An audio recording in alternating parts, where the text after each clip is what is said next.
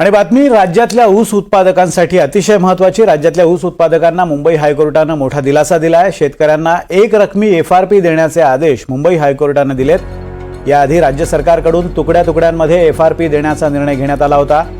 साखर कारखानदारांच्या दबावापोटी सरकारने हा निर्णय घेतल्याचा आरोप राजू शेट्टींनी केला होता।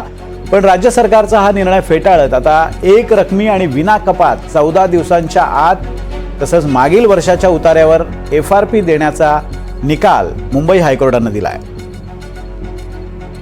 दोन टप्प्यामध्ये द्यायचा अशा प्रकारचा तो शासन निर्णय होता। त्यामुळे 2-2 वर्ष शेतकऱ्यांना एफआरपी मिळत नव्हती। साखर कारखाने या शासन निर्णयाचा गैरफायदा घेत होते।